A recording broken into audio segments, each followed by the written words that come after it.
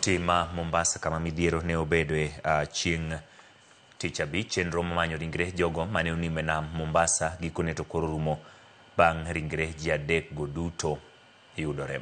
Ringre ng'at achiel noyudi nyoro odhiambo ka mamoko ariyo ne oyudi otieno ma piny orugo kawuono.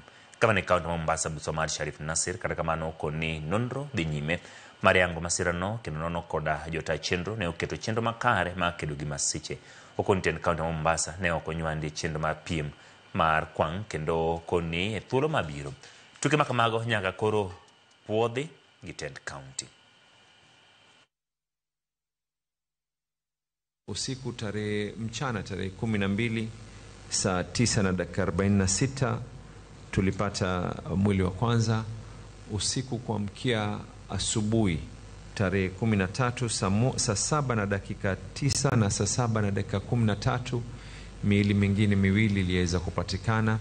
Miili ambayo kwamba ilikuwa ni ya Caleb Otieno miaka 21, Stephen Karembo miaka 23 na Thomas Wanyonyi miaka 24, wote ambao walikuwa katika mashindano.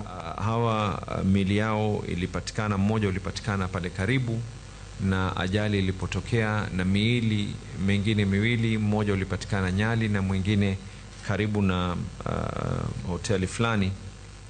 Familia imeweza kutambua na sasa hivi miili yako Coast General Hospital. Pili, tunasema ya kwa serikali kuu na serikali ya county tutashirikiana na kuweza kuharamika na zile gharama, na baada hapo kutakuwa kuna uendelezaji wa operation ya kuweza kuweka usalama ili hisia zisiwe ni zenye kuleta athari kubwa zaidi kwa majirani na watu ambao kwamba wenye kuishi katika maeneo yale ambao kwamba jambo hili liloweza kutokea. Kenya Coast Guards lazima waweze waangalie with KMA, was the boat seaworthy? 1. 2, were the people actually wearing life jackets? Were the life jackets available or not available? These are the questions ambazo kwamba ni lazima ziweze kujibiwa. 3, was there any form of permit? No such permit was ever issued by the county government of Mombasa.